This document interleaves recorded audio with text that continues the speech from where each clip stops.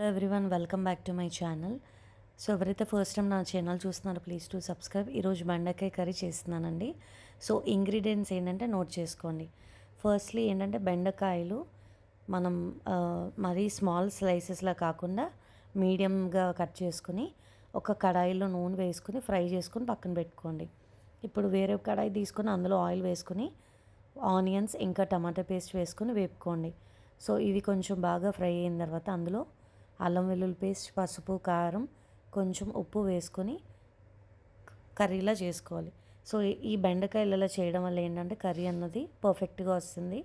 So ఇందులో ఏంటంటే నార్మల్గా బెండకాయ పులుసు మనం తెలిసిందే అండి ప్రాసెస్. ఇది ఏంటంటే ఇంకా కొంచెం డిఫరెంట్గా, అంటే చాలామంది బెండకాయ ఇష్టపడరు.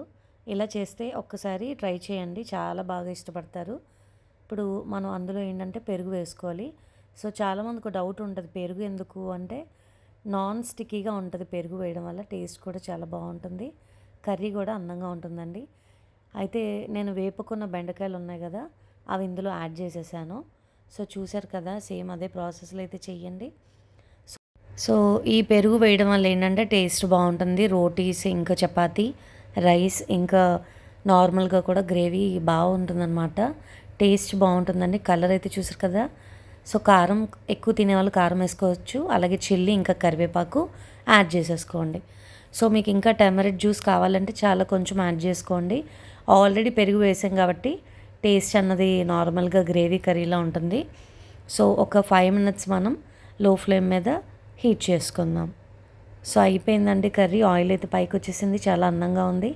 చూసారు కదా, చాలా ఈజీగా బెండకాయ కర్రీ చేసుకోవడం అంటే ఇలా అని చేసి చూపించేసేయండి.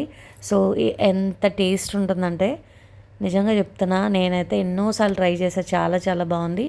ఇది మా మమ్మీ మాకు నేర్పించారు. సో బెండకాయ నార్మల్గా ఫ్రై, పులుసు కాకుండా ఇలా కర్రీ కూడా చేసుకుని తినేయచ్చు. సో డెఫినెట్గా ఈ వీడియో మీకు నచ్చినట్లయితే please to subscribe my channel. Thanks for watching.